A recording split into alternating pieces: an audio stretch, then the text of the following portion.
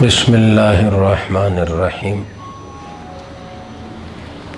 الحمد للہ وکفا وسلام علی عبادہ الذین اصطفى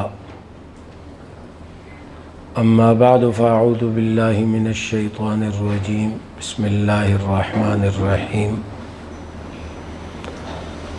وَلَقَدْ نَعْلَمُ أَنَّكَ يَضِيقُ صَدْرُكَ بِمَا يَقُولُونَ فَسَبِّحْ بِحَمْدِ رَبِّكَ وَكُن مِّنَ السَّاجِدِينَ وَاعْبُدْ رَبَّكَ حَتَّى يَأْتِيَكَ الْيَقِينُ۔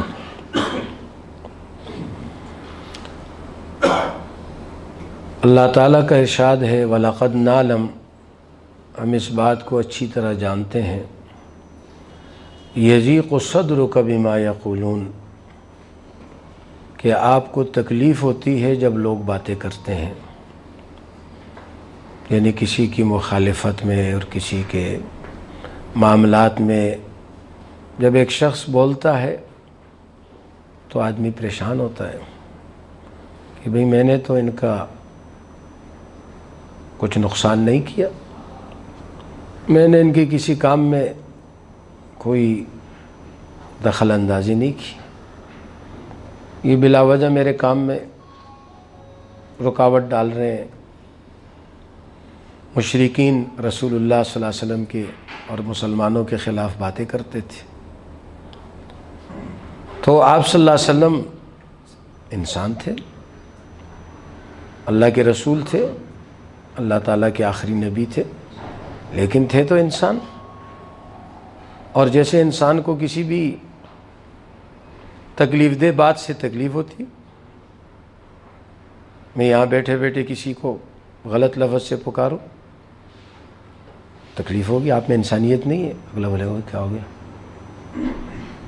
کسی کو میں کہوں جناب محترم، انسان ہے، میرے ساتھ کوئی کرے تو بھی ایسے ہی ہوگا۔ تو اللہ کے نبی تھے لیکن انسان تھے، تو اس طرح کی باتوں سے ان کو بھی تکلیف ہوتی تھی، صحابہ کرام کو بھی تکلیف ہوتی تھی۔ تو اللہ تعالیٰ نے اس کو قرآن پاک میں ذکر فرمایا وَلَقَدْ نَعْلَمُ، ہمیں معلوم ہے، اَنَّكَ يَضِيقُ صَدْرُكَ، آپ کا سینہ تنگ ہو جاتا ہے، گھٹن ہو جاتی، پریشانی ہو جاتی، بما یقولون، یہ جو لوگ بات کرتے ہیں۔ تو اللہ تعالیٰ نے اس کا علاج ذکر کیا کہ اس پریشانی کا، ٹینشن کا، مسائل کا کیا علاج ہے، تو اللہ تعالیٰ نے اس کا علاج ذکر فرمایا فَسَبِّحْ بِحَمْدِ رَبِّكَ، کہ ایسے موقع پر آپ کہیں سبحان اللہ وبحمدہ سبحان اللہ العظیم، سبحان اللہ، اللہ پاک ہے، وبحمدہ، ساری تعریف اللہ کے لیے۔ ہم تو کمزور ہیں، ہمارے اندر کوتاہیاں ہیں، اللہ کی ذات پاک ہے۔ وَكُن مِّنَ السَّاجِدِينَ، اور فرمایا اللہ تعالیٰ نے میرے سامنے سجدہ کرو، مصلی پکڑو، 2 رکعت پڑھو صلاۃ الحاجت کی نیت سے، آپ کے اس تکلیف پر یہ ایک ٹھنڈا مرہم ہوگا۔ وَاعْبُدْ رَبَّكَ حَتَّى يَأْتِيَكَ الْيَقِينُ، اور دیکھو، یاد رکھنا، اللہ تعالیٰ کی بندگی اور اللہ تعالیٰ کا تعلق اور اللہ تعالیٰ کی عبادت موت تک کرنی۔ اللہ تعالیٰ کی بندگی کسی وقت کے ساتھ خاص نہیں ہے کہ رمضان آیا، رمضان گیا، چلو بھئی رمضان آئے گا پھر دیکھیں گے۔ اللہ تعالیٰ کی رحمتیں ہر موقع پر ہے، عمل کے ساتھ۔ رمضان کے روزے سے زیادہ اہمیت نماز کی ہے۔ دیکھو، روزے میں تو مریض کو اجازت ہے نا کہ بھئی روزہ نہ رکھے، بیمار ہے، صحت مند ہو جائے گا رکھے، مسافر ہے، اس کو اجازت ہے کہ بھئی آپ نہ رکھنا چاہیں، آپ کو مشکل ہو رہی نہیں رکھے، بعد میں جب آپ گھر پہ آ جائیں گے رکھ لیں۔ لیکن کیا نماز میں بھی ایسی ہے بات ہے کہ میں بیمار ہوں، میں مسافر ہوں، میں غریب ہوں، میں مزدور ہوں، یا اللہ زکوٰۃ بھی امیر پر ہے، نماز بھی امیر ہی پڑھے، سیٹھ صاحب ہی پڑھے، ہمیں تو کام دیا ہوا ہے اتنا، ہم تو کام سے ہی فارغ نہیں ہیں۔ سمجھ میں آ گئی بات نہیں؟ فؤاد بھائی پڑھے اور حافظ صاحب پڑھے نمازیں، اور بیٹے کو بھی ساتھ شامل کر لے، اور ہم تو کام کر رہے ہیں بھائی، کہ ایسی کوئی گنجائش؟ آپ امیر ہیں کہ آپ غریب ہیں، آپ صحت مند ہیں کہ آپ ہاسپٹل میں ہیں، بستر پر ہیں، نماز پڑھنی، زکوٰۃ ہے صاحب نصاب پر، آپ کے پاس نصاب ہے، زکوٰۃ ہے، آپ کے پاس پیسہ ہے، حج کریں، آپ صحت مند ہیں، مقیم ہیں، روزہ رکھیں۔ لیکن نماز میں تو کوئی ایسی بات نہیں۔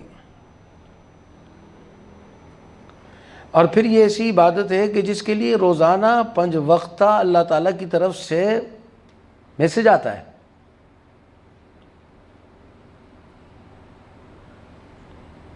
روزے کا تو حکم ہے، ٹھیک ہے، زکوٰۃ کا حکم ہے، حج کا حکم ہے، لیکن کوئی روزانہ ہمیں یہ میسج سناتا نہیں ہے۔ نماز کا تو میسج روزانہ ہمیں 5 وقت، زبان مؤذن کی ہے، پیغام تو اللہ کا ہے۔ زبان مؤذن کی ہے، پیغام تو اللہ کا ہے۔ حی علی الصلاۃ، اے لوگو آؤ نماز کے لیے۔ یہ آواز مؤذن کی ہے، لیکن یہ پیغام تو اللہ کا ہے۔ اذا نودی للصلاۃ من یوم الجمعہ فاسعوا الی ذکر اللہ، اے مسلمانوں جب تمہیں نماز جمعہ کے لیے بلایا جاتا ہے دوڑ پڑو۔ تو اللہ تعالیٰ کی یہ عبادت جو نماز کی ہے، اور پھر دیکھو یہ عبادات میں واحد عبادت ہے جس کے لیے حضرت محمد صلی اللہ علیہ وسلم کو اللہ نے اپنے پاس بلایا۔ روزے کا حکم زمین پر آیا، جبریل علیہ السلام نے کبھی اللہ کا حکم ہے کتب علیکم الصیام اتم الحج والعمرۃ للہ وللہ علی الناس حج البیت، آیت اتار دی گئی۔ زکوٰۃ کا حکم آ گیا، جہاد کا حکم آ گیا۔ لیکن جب نماز کی باری آئی، آپ صلی اللہ علیہ وسلم کو مکے سے فلسطین مسجد اقصیٰ بلایا گیا، وہاں سے سارے انبیاء سے ملاقات کرا کے 7 آسمانوں کی سیر کرا کے اللہ تعالیٰ کے بارگاہ میں پہنچایا گیا، وہاں سے یہ تحفہ ملا اور آپ تشریف لائے۔ اس سے معلوم ہوتا ہے نماز میری زندگی کے اندر کتنی اہم ترین عبادت ہے۔ روزانہ مجھے 5 وقت بلایا جا رہا ہے اللہ تعالیٰ کی طرف سے، پوری دنیا کے اندر، ہر محلے کے اندر، ہر آبادی کے اندر، گاؤں کے اندر، دیہات کے اندر، شہر کے اندر، جہاں جہاں مسجدیں ہیں وہاں سے آذانوں کی آوازیں اونچی ہو رہی ہے۔ اور بلکہ وہ کسی نے اس پر بڑی اچھی ریسرچ کی تھی، آپ حضرات نے بھی دیکھی ہوگی وہ ویڈیو، کہ جی وہ یعنی سب سے پہلے انڈونیشیا سے شروع ہوتی ہے غالباً صبح کی اذان، ایسے ہی ہاں، تو وہ جہاں سے شروع ہوتی ہے تو وہ انہوں نے ترتیب یہ بتائی تھی کہ یہ شروع ہوتے جب یہ ظہر کے وقت تک پہنچتے ہیں تو وہاں ظہر ہو چکی ہوتی ہے اور یہ فجر کی اذان ختم ہو رہی ہوتی ہے، تو پھر ظہر کی شروع ہوتی ہے اور وہ چلتی ہے پوری دنیا میں، کئی ٹائم آگے ہے پیچھے ہی چلتے پھر عصر، پھر مغرب، پھر عشاء، اس طرح یعنی 24 گھنٹے یہ میسج اس پوری کائنات میں اللہ کی زمین میں چل رہا ہے۔ حی علی الصلاۃ، حی علی الصلاۃ، لوگو آؤ نماز پڑھو، حی علی الفلاح، آؤ لوگو کامیابی اللہ کی عبادت میں۔ تو اللہ تعالیٰ نے فرمایا کہ دیکھو دنیا میں انسان اگر حضرت صلی اللہ علیہ وسلم پریشان ہیں، حضرات انبیاء پر پریشانی آئی ہے، حضرات صحابہ کرام پر پریشانی آئی ہے، تو اس کا مطلب ہے کہ یہ اس دنیا کا حصہ ہے، یہ ایسی لگا ہوا ہے، یہ ٹھنڈک پہنچاتا ہے، لیکن یہ ایسی خراب بھی ہو سکتا ہے اور آپ کو گرمی بھی لگ سکتی ہے۔ یہ لائٹ روشنی دیتی ہے لیکن یہ خراب بھی ہو سکتی ہے، اندھیرا بھی ہو سکتا ہے، یہ اس دنیا کا حصہ ہے۔ اب ہم ایک دم وہ پنکھے بند ہو گئے، جی لائٹ بند ہو گئی، جلدی کرو جی، ہم تو رات کو سو جاتے ہیں اللہ کی توفیق سے، گھوڑے بیچ کے میں سو جاتا ہوں۔ بجلی آج کل تو خیر نہیں جا رہی، گرمی میں جاتی نا تو بچے سارے اٹھ جاتے ہیں، اب بجلی چلی گئی، خادم کو فون کرے، جنریٹر چلائے، جنریٹر نہیں چلائے ابھی تک، میں جی جی جی جی، نیند میں ان کو جواب دے دیں جی جی جی، سو جاتا۔ تو وہ آپس میں چمی گوئیاں کرتے، اتنی بجلی آ جاتی، پھر غصے سے کہتے بجلی آ گئی ہے، میں کہتا ہوں الحمدللہ شکر ہے۔ پھر صبح کہتے ہیں وہ جی رات کو آپ اٹھتے نہیں، ہم آپ کو کہتے ہیں بجلی چلی جاتی ہے، میں بھائی چلی جاتی ہے تو کیا ہو گیا، چلی گئی بجلی تو کیا ہو گیا، کتنی دنیا بغیر بجلی کے رہتی ہے، اس کو بھی انجوائے کرو، جیسے اے سی کو انجوائے کرتے ہو، ٹھنڈک کو انجوائے کرتے ہو، بجلی جانے کو بھی انجوائے کرو۔ وہ ہمارے یہاں ایک بزرگ تھے ڈاکٹر امجد صاحب، پاکستان کے جو پہلے وزیر اعظم تھے، ان کے بیٹے تھے، انہوں نے ان کو انگلینڈ بھیجا ڈاکٹر بنانے کے لیے۔ تو جب وہ انگلینڈ سے پڑھ کے آیا نا، تو ایئرپورٹ جب یہ گئے تو آگے سے ایک پگڑی والا داڑھی والا مولوی صاحب نے، یہ کیا ہو گیا، ہم نے تو وہاں وہ تبلیغیوں کے ہاتھ لگ گیا، تبلیغیوں نے اس کو تبلیغ پہ لگا دی۔ بہرحال وہ ڈاکٹر بھی تھے بہت بڑے، یہ لیاقت اسپتال کے ڈاکٹر تھے، ڈاکٹری بھی انہوں نے پڑھی، اور وہ اللہ پاک نے ان کی زندگی میں خوبصورت تبدیل۔ تو ایک دفعہ ہمارے محلے میں آئے نا، ساتھی کہنے لگے یہ جو بیٹھنے کی جگہ تھی مہمانوں کی، وہاں بیٹھے ہوئے، میں آیا تو پنکھا بند، بتی بند۔ کہا، میں نے چوکیدار کو کہا اللہ کے بندے، بھائی مہمان کو آدمی بٹھاتا ہے تو پنکھا کھولتا ہے، بتی کھولتا ہے، آپ نے۔ تو ڈاکٹر صاحب نے کہا کہ محترم بات یہ ہے، میں ان تمام چیزوں سے فارغ ہوں، مجھے نہ پنکھے کی ضرورت ہے، مجھے نہ، آپ کو جس چیز کی ضرورت ہے آپ لگائیں۔ میں نے ان کو منع کیا تھا، میں نے کہا مجھے ان چیزوں کی ضرورت ہے، میں نے ان چیزوں سے اپنے آپ کو ملنگ بن کی زندگی گزاری۔ انگلش میڈیم پڑھا ہوا انسان، اور وہ بھی انگلینڈ کا، اور اس نے پاکستان میں کیا قائم کیا آپ کو پتہ ہے؟ کوئی جانتا ہے آپ میں سے؟ روزہ عربی میڈیم مدرسہ سب سے پہلے اس نے قائم کیا، اس سے پہلے کسی مولوی نے بھی نہیں بنایا تھا پاکستان میں۔ عبد الرحمان کو ایڈمیشن کے لیے لے گئے تھے، ہاں، تو انہوں نے کہا اگر علم بنانا ہے تو یہاں چھوڑ دو، انجینئر بنانا ہے تو کہیں اور لے جاؤ۔ اتنے سخت شرائط تھے کہ ایک دفعہ مولانا تقی عثمانی صاحب جیسے شخص نے ان سے سفارش کی، تو کہا حضرت وہ ہمارا اصول ایسا نہیں ہے حضرت، نہیں مانی سفارش۔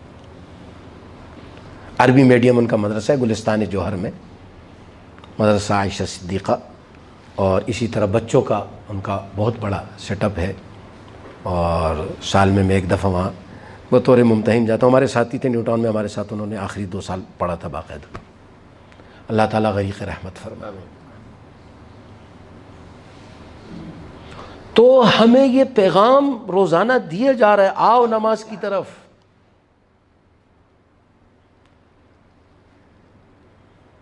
پریشانیاں اس دنیا کا حصہ ہے، اس دنیا میں آئے گی۔ اگر نبی پر آئی ہے، اور اللہ کے سب سے پیارے نبی، نبیوں کے امام خاتم النبیین حضرت محمد صلی اللہ علیہ وسلم پر آئی ہے، تو میں کہوں میری زندگی میں کیسی پریشانی، یہ ٹینشن کیوں آ گیا؟ تو زندگی کا حصہ ہے۔ ہاں، اس کا علاج کیا ہے، مجھے اس سے بچنا کیسا ہے؟ اللہ تعالیٰ نے 2 باتیں بتائی۔ یہ سورہ حجر ہے، 14واں پارہ ہے، اس کی پہلی صورت ہے سورہ حجر، یہ اس کی آخری 3 آیتیں۔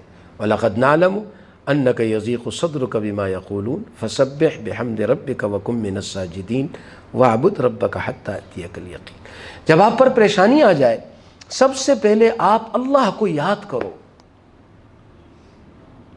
اب ہوتا کیا ہے کہ جب پریشانی آ جاتی ہے تو اگر وہ میں کچھ تھوڑا بہت پڑھ رہا تھا نا، اس سے بھی مایوس، شیطان کیا کرتا ہے؟ وہ 2 کام کرتا ہے۔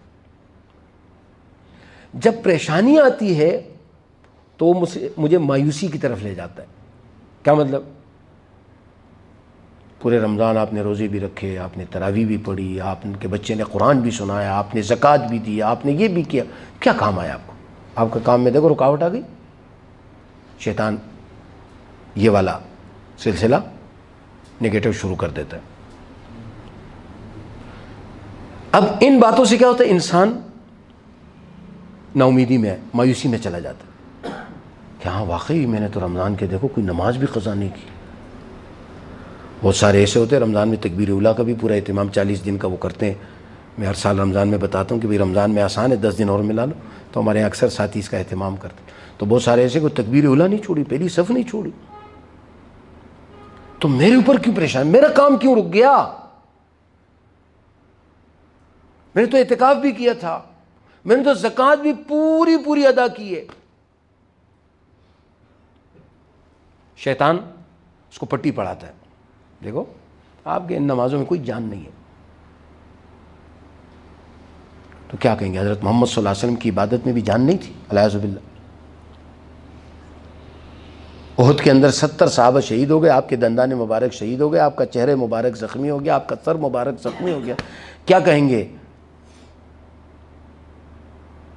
یہ دنیا کا حصہ ہے. جیسے میں نے آپ سے کہا نا بھائی یہ ایسی لگا ٹھنڈک کو, دیکھیے خراب بھی ہو سکتا ہے. مولانا طارق جمیل صاحب زی دمجدہو کو حج کے موقع پر, جو کراچی کے مہنگے ترین گروپ ہیں نا, تو وہ لے گئے بیان کے لیے. اب مہنگے ترین جو ہوتے ہیں تو لازمی بات ہے ان کی ہر چیز VIP ہوتی ہے. تو وہاں جب حضرت نے بیان شروع کیا, اسپیکر خراب ہو گیا. اسپیکر خراب ہو گیا, اب لوگ بیٹھے اسپیکر. مولانا نے فرمایا اللہ بتانا چاہتے ہیں کہ دیکھو جو میں چاہتا ہوں وہ ہوتا ہے, تمہاری VIP سے کچھ نہیں ہوتا. اس لیے کہ بھئی چیزیں خراب ہو جائیں تو سارا سسٹم آؤٹ ہو جاتا ہے. ہم تو آج کل چیزوں پہ چل رہے ہیں نا, مشینوں پہ چل رہے ہیں, سسٹم پہ. سسٹم رک گیا, ہم رک گئے.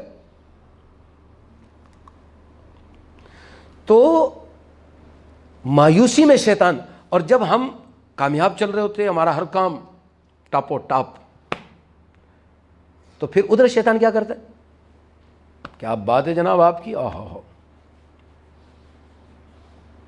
قسمت کا دھنی ہوں میں, تو جدھر ہاتھ لگاؤں گا بس یہ سارا میں نے کیا, یہ میں کر رہا ہوں, تو میں نے دونوں جگہ ہمیں غلط راستے پہ ڈالتا ہے.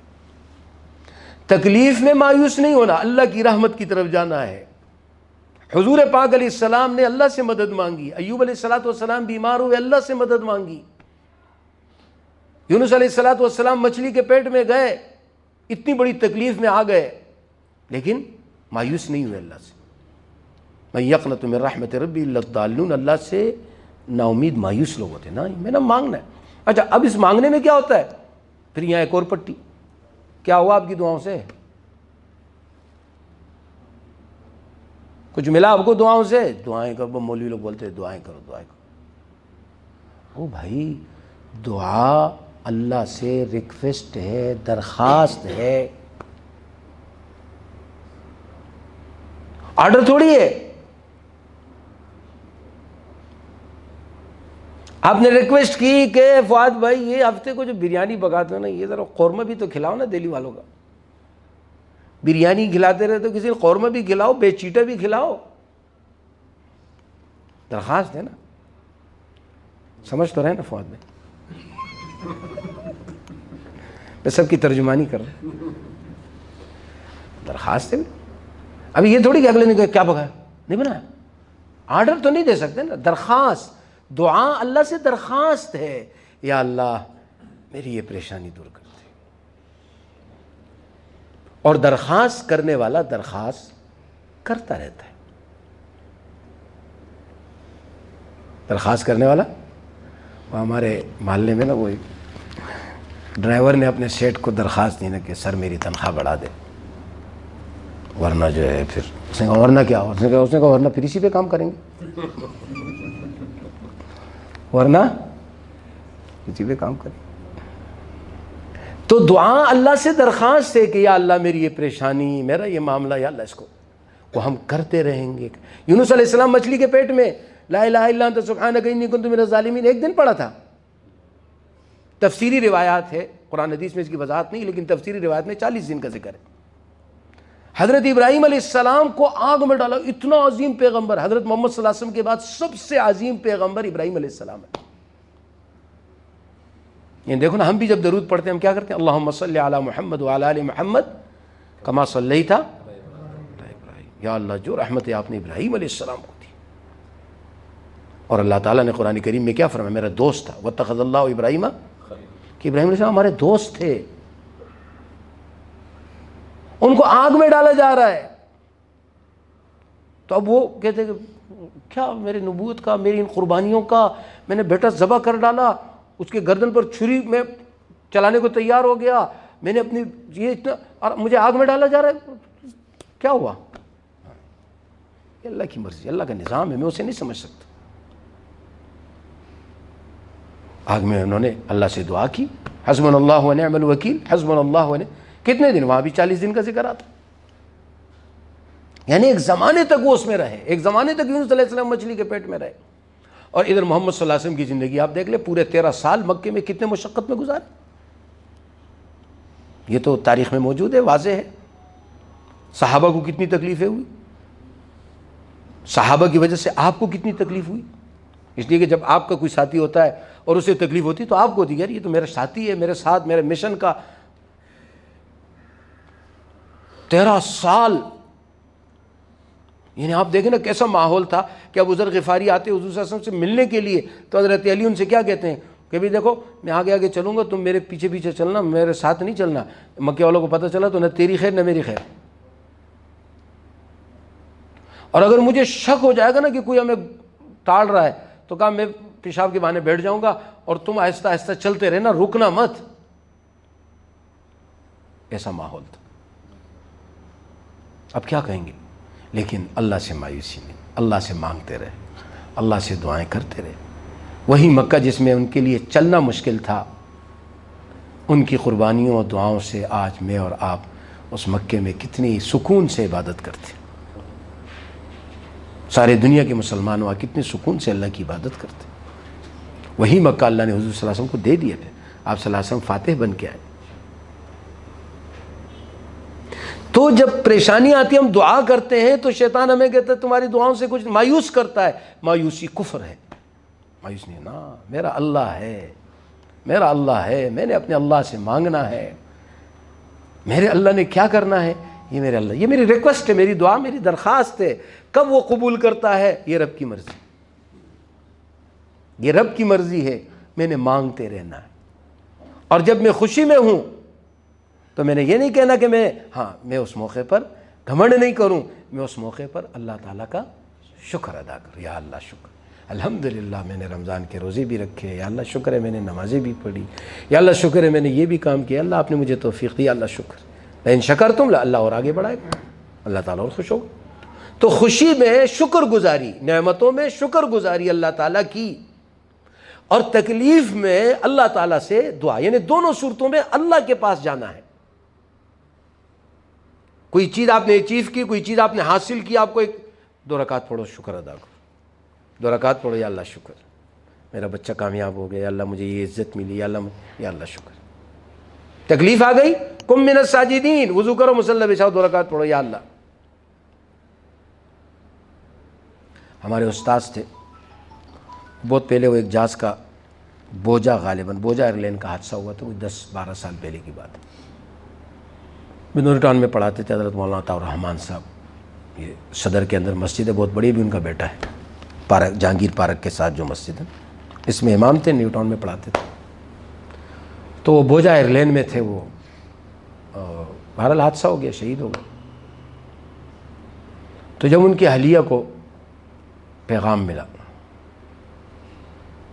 تو کہتے سب سے پہلا کام انہوں نے کیا کیا، جب ان کو اطلاع ملی کہ ایسا حادثہ ہو گیا، انہوں نے وضو کیا، جا نماز بچھائی اور 2 رکعت پڑھی.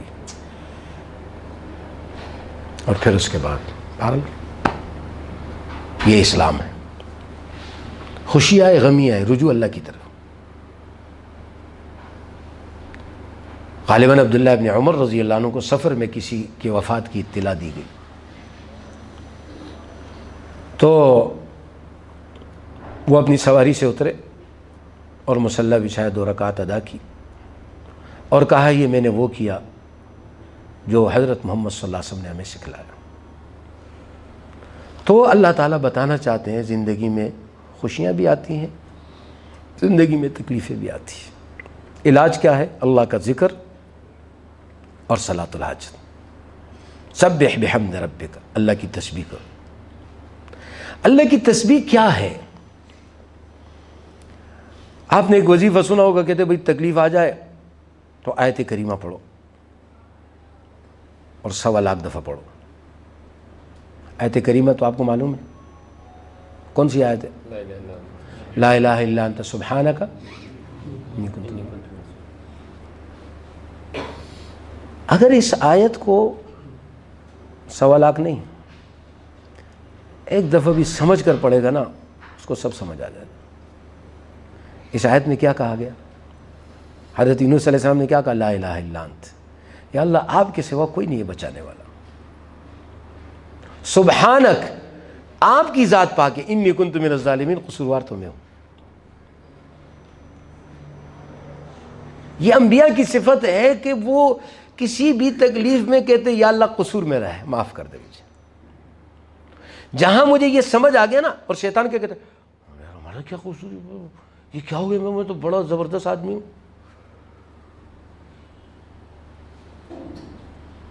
اما عائشہ نے حضرت حضور صلی اللہ علیہ وسلم سے جب پوچھا، آپ حضرات نے رمضان میں ائمہ سے سنا ہوگی یہ حدیث کہ اگر مجھے پتہ چلے آج لیلۃ القدر ہے تو میں کیا دعا اللہ سے کروں، تو آپ صلی اللہ علیہ وسلم نے کیا فرمایا؟ اللہم انک عفو تحب العفو، یا اللہ آپ معاف کرتے، معافی کو بڑا پسند کرتے، یا اللہ مجھے معاف کرتے۔ یعنی یہ نہیں کہ لیلۃ القدر میں نے روزے رکھے، میں نے 10 قرآن پڑھ لیے، میں نے 4 عمرے کر لیے، میں نے 50 طواف کر لیے، میں نے فلاں کام کر دیا۔ گھمنڈ نہیں بھائی، اللہ کو یہ پسند ہی نہیں۔ شیطان کو بھی تو اپنی عبادت پہ گھمنڈ تھا نا کہ میں انا خیر من، میں بہتر ہوں، میں نے اتنی عبادت کی، یہ کہ میں کیوں سجدہ کروں آدم علیہ السلام۔ اللہ نے کہا فخر دفع ہو جاؤ ادھر سے۔ گھمنڈ نہیں، غرور نہیں، اللہ کے یہاں نہیں چلتا، اللہ تعالیٰ کے یہاں عاجزی چلتی ہے۔ حضرت یونس علیہ السلام نے کیا کہا؟ لا الہ الا انت، یا اللہ آپ کے سوا کوئی بچانے والے، سبحانک آپ کی ذات پاک، انی کنت من الظالمین، میں قصوروار ہوں۔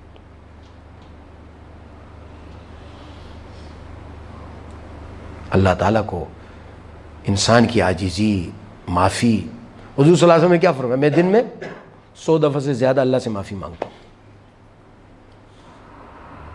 100 دفعہ سے زیادہ میں اللہ سے معافی مانگتا ہوں۔ اللہ کا نبی کہہ رہا ہے ان سے کوئی غلطی ہوئی، ان سے کوئی گناہ ہوا، وہ تو گناہوں سے معصوم ہے۔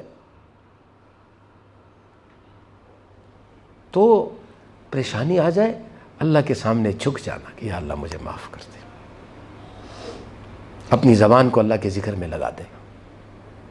سبح بحمد ربک، سبحان اللہ و بحمدہ، سبحان اللہ العظیم، یہ بڑا زبردست ذکر ہے اللہ کا۔ اللہ تعالیٰ نے حضور صلی اللہ علیہ وسلم سے آخر زندگی میں جو صورت اتاری، سورہ نصر ہے، اذا جاء نصر اللہ والفتح ورأیت الناس يدخلون فی دین اللہ افواجا فسبح بحمد ربک واستغفرہ، سبحان اللہ بحمدہ پڑھے اور استغفر اللہ، معافی مانگے۔ حضور صلی اللہ علیہ وسلم کی آخری زندگی میں فرمایا یہی معمول تھا کہ آپ صلی اللہ علیہ وسلم سبحان اللہ و بحمدہ استغفر اللہ واتوب الیہ یہ پڑھا کرتے تھے۔ سبحان اللہ و بحمدہ فرمایا یہ ایسا ذکر ہے، کمال ذکر ہے۔ یہ امام بخاری نے اپنی صحیح بخاری کو اس پہ ختم کیا،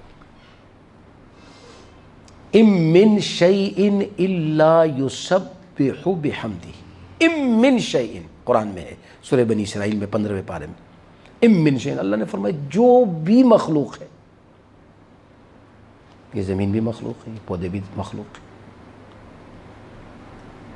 یہ آسمان بھی مخلوق ہے، زمین بھی مخلوق ہے، چاند بھی، سورج بھی، درخت بھی، پرندے بھی، ام من شیء، اللہ نے فرمایا کوئی مخلوق ایسی نہیں ہے الا یسبح بحمدہ، مگر وہ سبحان اللہ و بحمدہ کا ذکر کرتے ہیں، ولکن لا تفقہون، لیکن تم نہیں سمجھتے۔ واضح بات ہے، ہم زمین کی زبان نہیں سمجھتے، یہ زمین ہے، ہم زمین پہ بیٹھے، بظاہر یہ حقیر ہے لیکن در حقیقت خزانوں کا مجموعہ ہے۔ سارا گندم، سارا چاول، سارے معدنیات، سبزیاں، پھل کہاں سے آتے ہیں؟ خزانے کے اوپر بیٹھے، لیکن بس اللہ اللہ ہے، اس نے ایک برتن میں سب کو رکھا ہوا ہے۔ ہمارا چاول کا برتن الگ ہے، آٹے کا الگ ہے، سبزی کا الگ ہے، پھل کا الگ ہے. میں ایک برتن میں نہیں رکھ سکتا، گڑبڑ ہو جاتی ہے. ہم نے الگ الگ برنیاں رکھی ہوئی، الگ الگ برتن رکھے ہوئے، الگ الگ چیزیں رکھی. اللہ نے ایک ہی برتن میں، اس میں نیچے پانی بھی ہے، اس میں نیچے سبزی بھی ہے، اس میں گندم بھی ہے، اس میں چاول بھی ہے، اس میں گیس بھی ہے، اس میں پیٹرول بھی ہے. یہ خزانہ ہے. زمین کے نیچے رب نے سب کو، اللہ کا نظام ہے. فرمایا جتنی بھی مخلوق ہے یہ سب اللہ کی تسبیح کرتے ہیں، اللہ کی تعمید، سبحان اللہ و بحمدہ، اللہ کی تسبیح کرتے ہیں. نبی صلی اللہ علیہ وسلم نے فرمایا جب بندہ کہتا ہے نا سبحان اللہ، اللہ تعالیٰ کہتے ہیں صدقت عبدی، میرے بندے تو نے سچ کہا. اور جب بندہ کہتا ہے الحمدللہ، اللہ تعالیٰ فرماتے ہیں صدقت عبدی، میرے بندے تو نے سچ کہا. بندہ کہتے ہیں اللہ اکبر، اللہ تعالیٰ فرماتے ہیں صدقت عبدی، میرے بندے تو نے سچ کہا.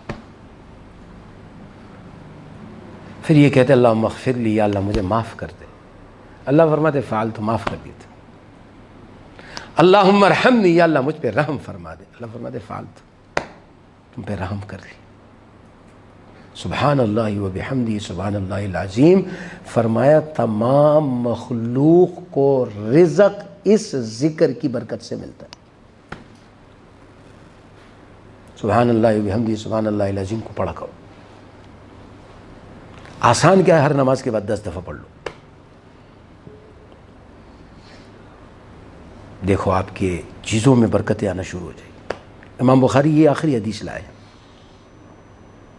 اور یہ آخری حدیث لا کر امام بخاری رحمۃ اللہ علیہ ان علماء و طلباء کو یہ بتانا چاہتے ہیں کہ بھئی آپ علم میں مصروف ہوں گے تو معاش کا کیا ہوگا.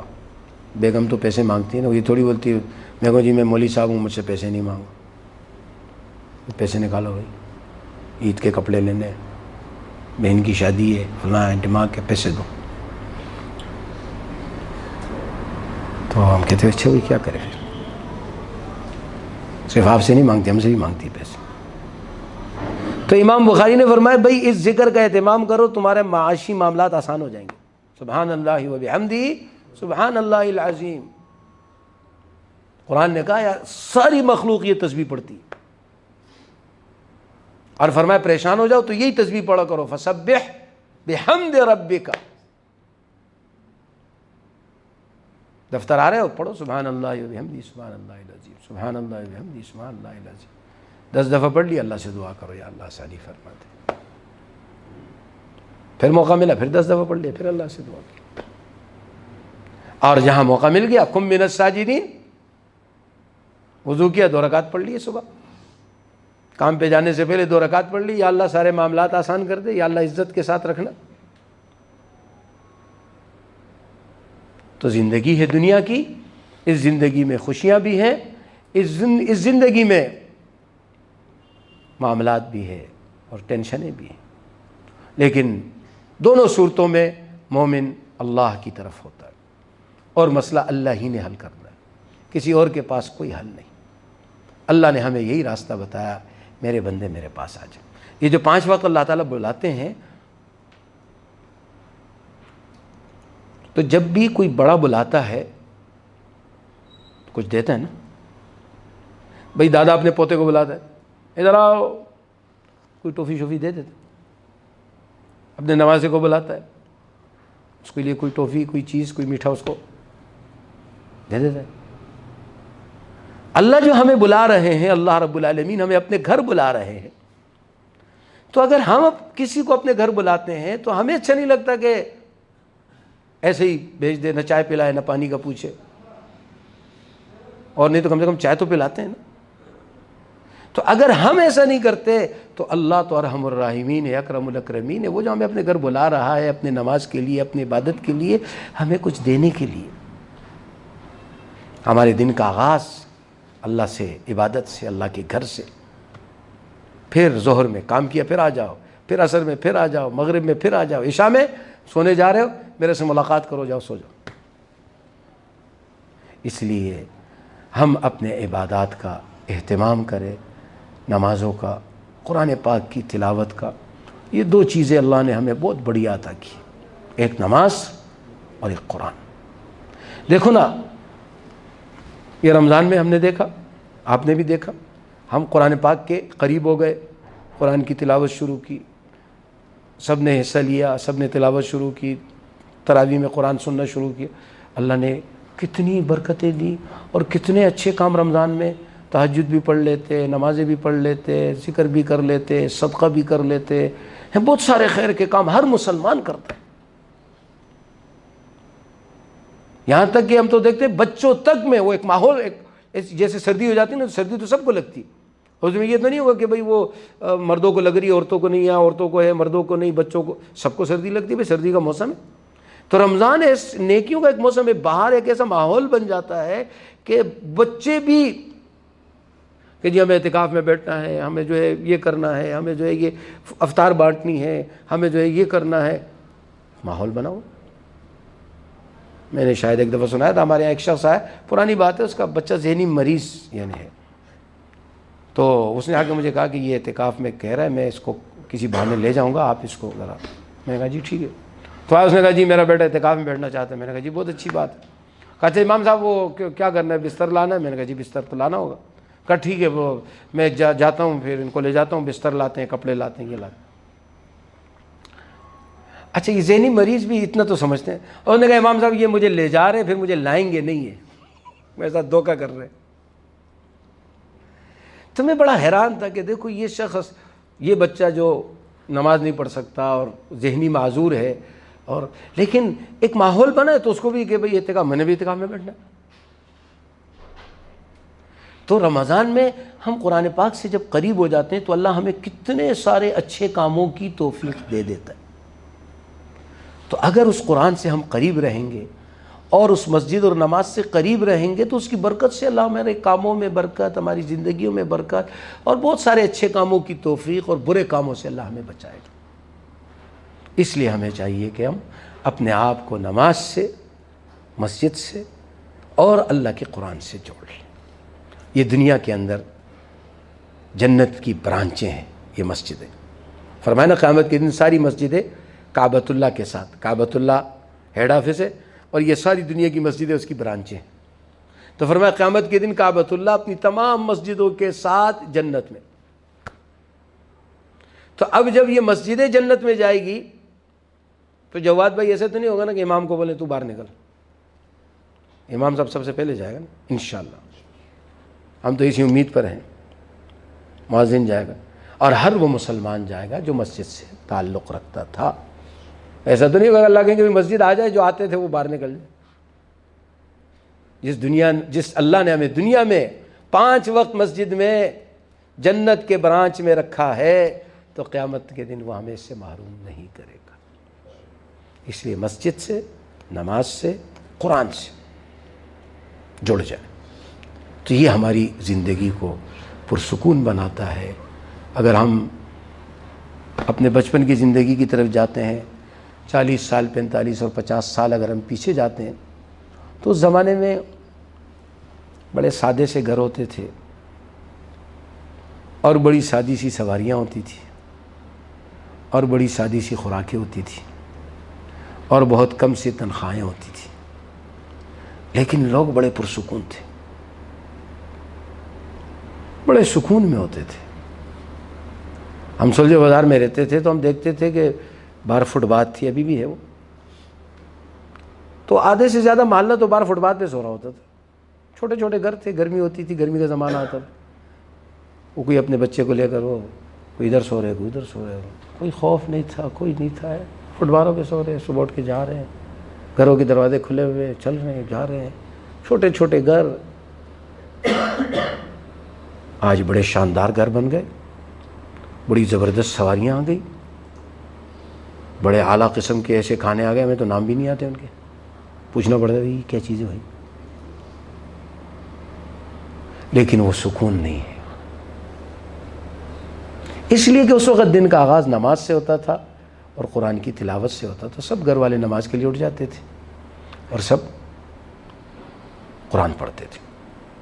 اس لیے کہ اس زمانے میں ٹی وی بھی نہیں تھا، بلکہ جب ٹی وی آیا، مجھے یاد ہے کہ اس وقت شام 5 بجے شروع ہوتا تھا اور 10 بجے غالباً بند ہو جاتا تھا. یاد ہے آپ کو؟ 5 بجے کھلتا تھا ریڈیو ٹی وی پاکستان کا اور 10 بجے.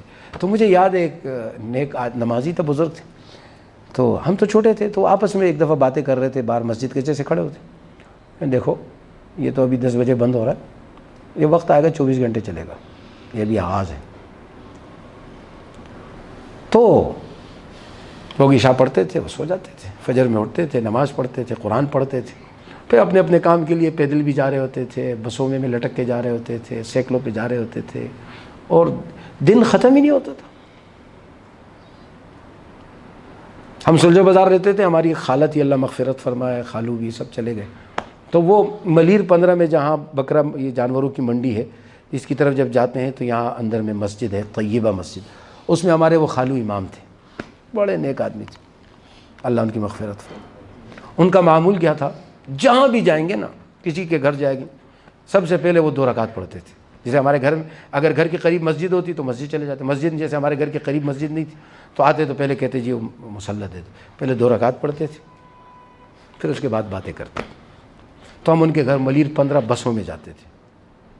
اس زمانے میں بھی اتوار کی چھٹی ہوتی تھی، جمعے سے پہلے، وہ پہلے والا اتوار.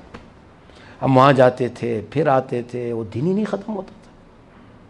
آج تو اپنی گاڑیاں ہیں، سواریاں ہیں، ادھر سے ادھر، وہ دن ختم ہو گئے. تو وہ سکون وہ ان عبادات کی وجہ سے تھا. آج بھی اس میں سکون، اگر آج ہماری زندگی میں وہ اعمال آ جائے، بڑا مزیدار زندگی گزرے. تو اس لیے میرے عزیز دوستو، اور یہ جو بات میں کر رہا ہوں، یہ ہمیں آگے منتقل کرنا ہے، ڈیلیور کرنا ہے اس کو. یہ میں نے اپنے بیوی کو بتانا ہے، یہ میں نے اپنے بچوں کو بتانا ہے، یہ میں نے اپنے گھر والوں کو بتانا ہے، میں نے اپنے دوستوں کو بتانا ہے، ماحول میں جس سے مجھے محبت ہے. یہ ساری باتیں اللہ رسول کی محبت کی، خیر خواہی کی، اس میں میرا فائدہ ہے. میں مسجد جاؤں گا میرا فائدہ ہوگا، نہیں جاؤں گا میرا نقصان ہوگا. میں قرآن پڑھوں گا، اگر میں نے آج تلاوت کی تو مجھے فائدہ ہوگا، اگر میں نے نہیں کی تلاوت اپنا نقصان کی. اس لیے قرآن سے، نماز سے، مسجد سے جڑ جاؤ، اور اپنے بچوں کو جوڑ دو، اپنے گھر والوں کو جوڑ دو. یہ اللہ کی رحمت ہے. قرآن اللہ کی رحمت کی رسی ہے. اللہ کی رسی کو تھام لو. اللہ کی رسی کون سی ہے؟ نبی صلی اللہ علیہ وسلم نے فرمایا قرآن اللہ کی رسی ہے. اللہ تعالیٰ مجھے آپ کو عمل کی توفیق عطا فرمائے. الحمدللہ رب العالمین والعاقبۃ للمتقین والصلاة والسلام علی سید الانبیاء والمرسلین. اللہم ربنا آتنا فی الدنیا حسنہ، یا اللہ ہمیں دنیا میں اچھے کاموں کی توفیق عطا فرما دیجیے. وفی الآخرۃ حسنہ، یا اللہ ہماری آخرت بھی اچھی بنا دیجیے. وقنا عذاب النار، یا اللہ ہمیں جہنم کے عذاب سے بچا لیجیے. رب اجعلنی مقیم الصلاۃ، یا اللہ ہمیں نمازوں کا پابند بنا دیجیے. ومن ذریتی، یا اللہ ہماری اولادوں کو، ہماری نسلوں کو یا اللہ نمازوں کو قائم کرنے کی توفیق عطا فرما دے. ربنا وتقبل دعا، یا اللہ ہماری دعاؤں کو قبول فرما دے. ربنا اغفر لی، یا اللہ ہمیں معاف کر دے. ولوالدی، یا اللہ ہمارے والدین کو بھی معاف کر دے. وللمؤمنین، یا اللہ سارے مسلمانوں کو معاف کر دے. اللہم اغفر لنا وللمؤمنین والمؤمنات والمسلمین والمسلمات الاحیاء منہم والاموات. یا اللہ ہمیں معاف کر دے، اور تمام مسلمان مردوں کو، عورتوں کو، زندہ ہیں یا دنیا سے جا چکے، یا اللہ سب کی بخشش فرما دے. یا اللہ سب کی مغفرت فرما دے. یا اللہ ہماری اس اجتماع کو اپنی رحمتوں کا ذریعہ بنا. اللہم اجعل مجتمعنا ھذا مجتمعا مرحوما، ہماری اس اجتماع کو اپنی رحمتوں سے مالا مال فرما. ولا تجعل فینا ولا منا ولا معنا شقیا ولا محروما. یا اللہ ہم میں سے کسی کو بدبخت نہ بنا، کسی کو محروم نہ فرما. یا اللہ اپنی رحمتوں سے مالا مال فرما. صلی اللہ تعالی علی خیر خلقہ محمد وآلہ وصحبہ اجمعین برحمتک. جزاکم اللہ خیر. اللہ تعالی جزائے خیر.